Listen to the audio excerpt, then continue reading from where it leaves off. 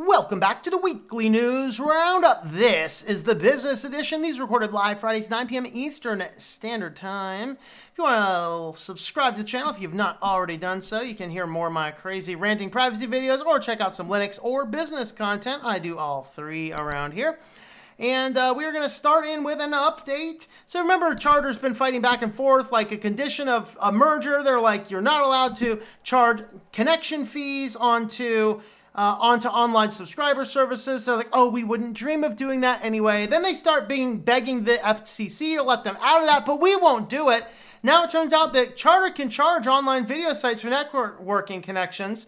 They ruled on it, and they're basically saying, yeah, now Charter can charge Netflix and other online streaming services for network interconnection, despite the merger condition, because FCC is just working in the back pockets of these guys. So, ruling. So they're like, hey, we don't have any changes, any plans to do anything now. We just wanted the freedom to do. I mean, we just don't like restrictions. We wouldn't do that kind of stuff, you get that kind of stuff going on. And it's just like, I don't know.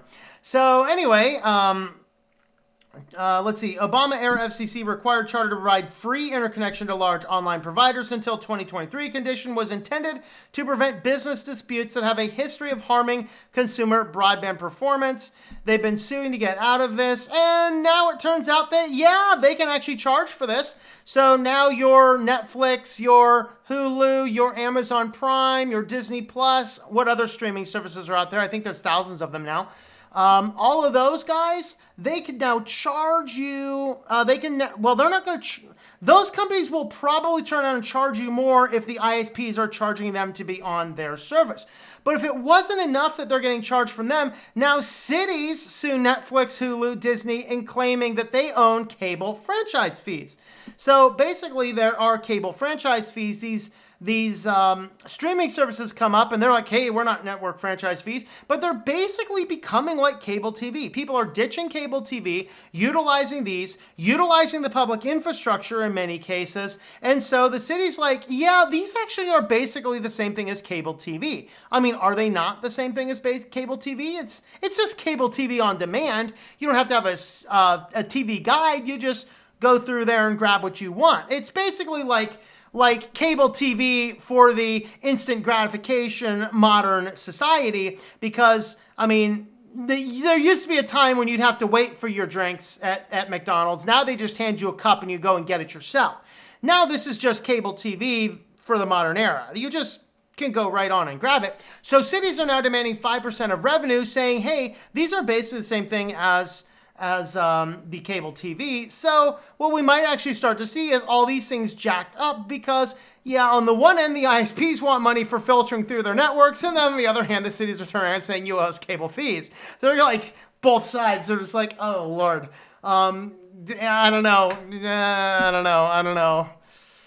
So that's exciting. That's exciting.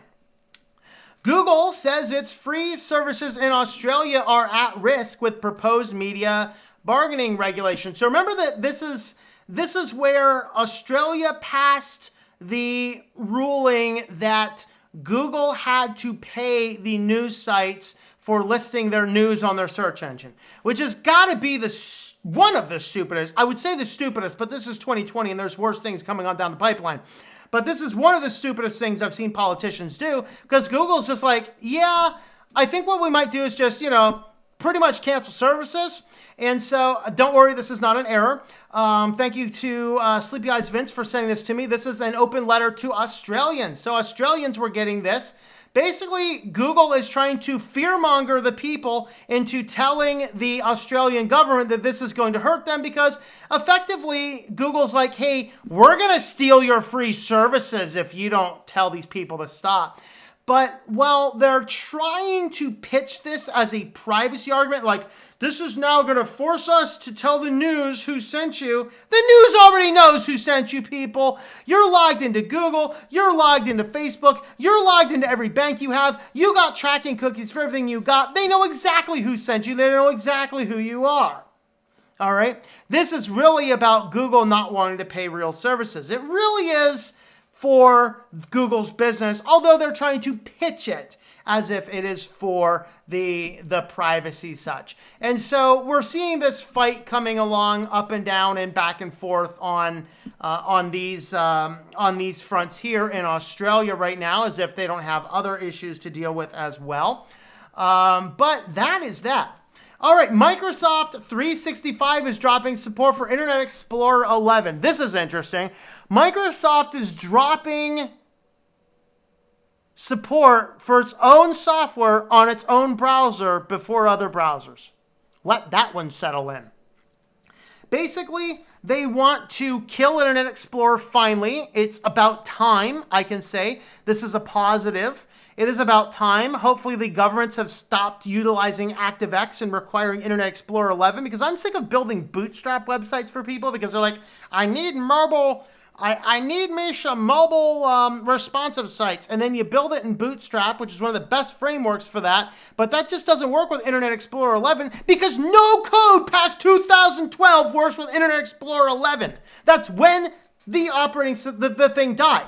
Not that it was really living. It's been on life support, I think, since the 90s. You know, and yes, it is that old. It's been on life support since it came out. It was a defective child splooged out from the epitome of Microsoft to take over, embedding it inside the operating system. It's insane. It's never worked right. Internet Explorer 7, you may as well just take a picture of the website you want and post it as a picture. It's the only way you're going to get Internet Explorer 7 to work. I mean, really. So this is 11. They're finally killing it. They're also killing Edge in 2021 to replace it with the new version of Edge, which is based on Chromium. Hey, sup you guys, Vince. Greetings. All right, so in brief, most people seem to agree Microsoft's new Chromium-based Edge browser is a significant upgrade over Internet Explorer and the original Edge. However, both browsers undoubtedly still have their core fans. I think, never mind. I was going to make a really bad joke, but I'm not going to do that. Which may be disappointed to hear in today's news, 2021, they will finally put them out to the pasture. Well, it's about stinking time. So August 17th, so right about 1 year from now, Microsoft 365 is going to stop IE 11 support. As of March 9th, Microsoft Edge Legacy will end the life. And November 30th, Microsoft Teams stops supporting it. And the announcement, of course, is today. Yay! So that is the end of that. We also have another Microsoft. This new Edge is so amazing. Microsoft saying, no, you can't remove it from your computer. It's the most amazing stuff in the history of the universe. Why would you ever want to remove it from your computer? I mean, really. So with all this, people are like, okay, yeah, sure, I get the new Edge might be good. And by the way, this was the core of what was at the antitrust lawsuit in the 2000s with Microsoft. The fact that you could not get rid of Internet Explorer. The fact that we could uninstall Edge and uninstall Internet Explorer is exclusively because they lost their lawsuit for antitrust. They don't care. This is why I don't have any confidence that they're not engaging in embrace, extend, extinguish Linux, okay? This is, remember going back where this microwave instant gratification culture, we don't have the ability to see what's going on down the pipeline in 5 years from now. But you better believe that Microsoft is. And that's what they have going on. So anyway, a lot of people are, well, sure, a lot of people are saying this is a good browser. A lot of people like it. There's a lot of people going, yeah, no, thank you. I'll rather stick with my Chrome or my Firefox or whatever else they're using, Opera, whatever else. So there are all sorts of internet searches for can't uninstall Edge. And so Microsoft, literally to capture all these searches, named their page can't uninstall Microsoft Edge. This is written from the epitome, the cacophony, you will, of a PR person's head. Listen to Microsoft's statement. Beginning with the general availability of the new Microsoft Edge in January, Microsoft has migrated Windows customers from the legacy version of Edge to the new version in a phased rollout. We want to ensure all Windows customers have the latest Microsoft Edge browser for the performance, privacy, security, productivity, and support features it offers. The new version of Microsoft Edge gives users full control over importing personal data. I thought we were talking about privacy. from the legacy version of Microsoft Edge. The new version of Microsoft Edge is included in a Windows system update, so the option to uninstall it or use the legacy version will no longer be available. If you need further assistance, go to the Edge support website or contact support. So there you go. You don't like Edge? Tough cookies. It's there. And I'm going to go right on back to that Windows 10 versus Linux mint where I had all these people going, you can get yourself around if you want. No, you can't. I just upgraded my Surface Pro to the absolute latest version of Windows 10 for the purpose of testing client websites on a Windows device. Yes, there's some applications that you can now uninstall, and there's a whole lot of other crap I don't want there that I still can't uninstall. Okay? Welcome to Linux. We can uninstall the stuff you don't want. Says apparently you can still get rid of it with shell commands. That's what people say. Yeah, you can get rid of it with shell commands. But that is that. So anyway, before we get into our last couple of stories here, we want to talk about ProWritingAid. It's my affiliate link of the day. So if you are a writer, you want to do better grammar, better spell checking, better writing tools in general. ProWritingAid is a privacy-first system, very similar to Grammarly, but they've always been a privacy-focused company. This is who I use to make sure I'm doing my first pass grammar checks myself, so my editor is not picking up the tiniest of little crap I should have spotted earlier. Definitely a good application. You can use the web-based version. You can do extensions, and I think they actually have a LibreOffice extension as well. I usually just use the web version. So if you use my coupon code tlm.li/PWA, you will get a coupon code there, and that's going to save you 20% off the yearly or the lifetime cost of the product. You can try out the monthly subscription, and there are some free things. You can go on over there and use a few of the free services to try it out for yourself. So have a look at ProWritingAid. All right, on to our last couple stories here. Adobe accidentally deletes people's photos in the latest Lightroom update. Whoops, your pictures are gone for good.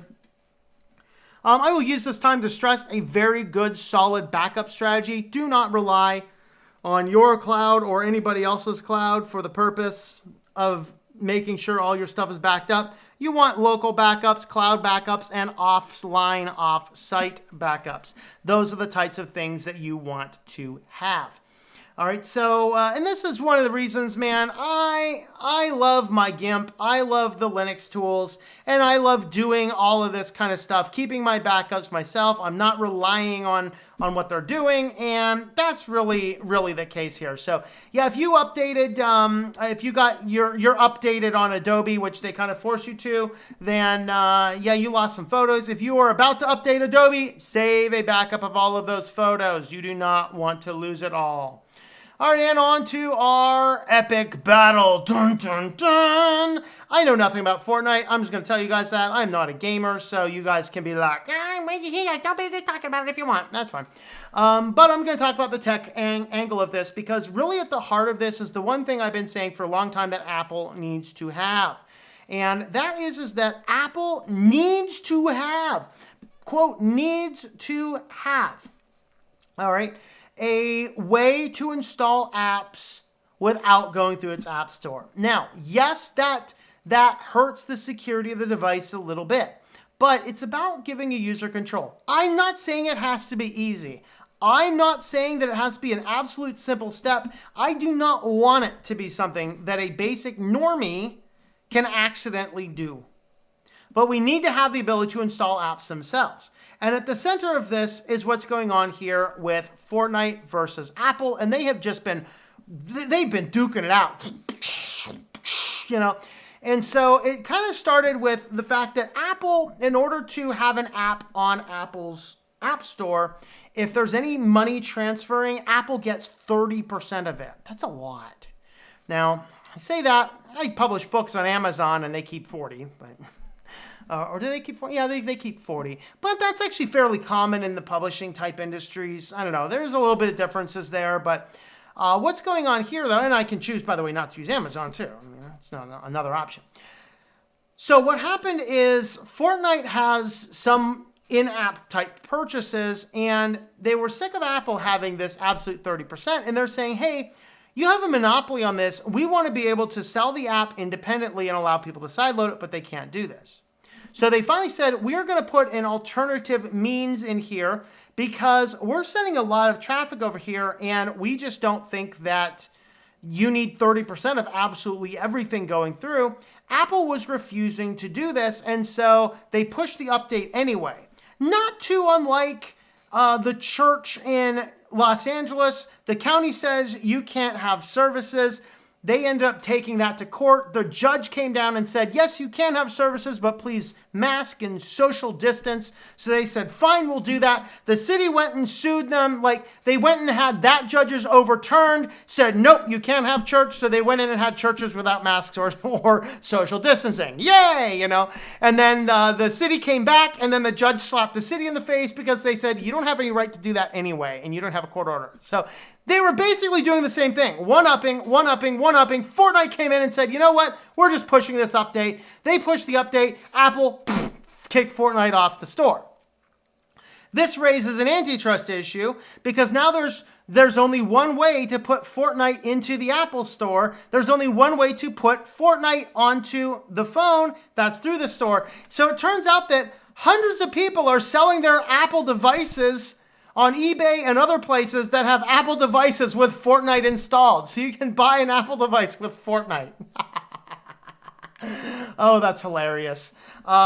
But it goes back and forth and back. I get Apple's point. They're trying to make a little bit of money. I get Epic's point that, hey, you need to have another way and another alternative of doing this because, frankly, this is our phones. Let me assume the security risk. I can understand both sides of the argument, but I still think that, hey, maybe Apple needs to not have an absolute prisoned garden. We're not talking about a walled garden anymore. This is a prison garden. In fact, it's so bad, this just came out right before I was putting the news together, so it did not end up in the articles. But Automatic, the company that owns WordPress, they have an app that allows you to go onto the WordPress.com site, create your free WordPress site, and no money is exchanging. You're creating the free site. It's a yourname.wordpress.com, which is all completely free. You can build your website on this iPhone app, and you can deploy your website. Well, Apple came back and refused to let them update it unless they added payment options into it. An app that does not collect any payment, an app for an open source project. They're saying, you want to stay on our store? You have to put a way to monetize your app in here and give us that 30%.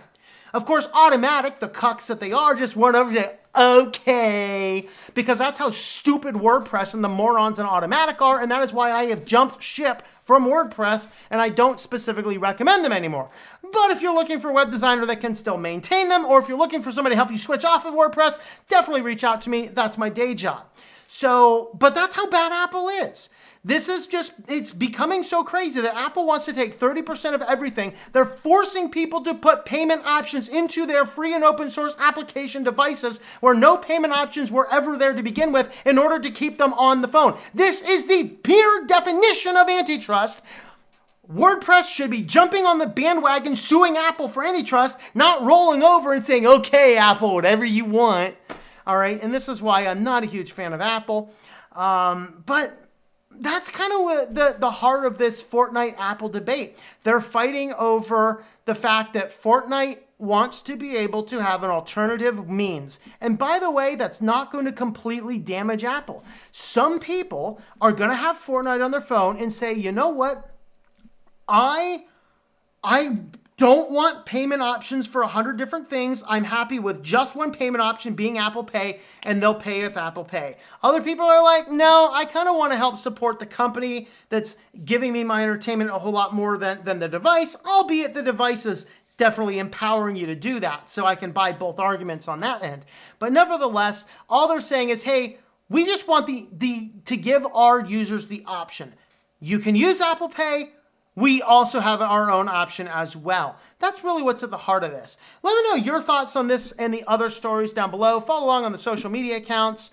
Those are all linked in the description down below as well. Like, comment, subscribe, and we will see you in the next video.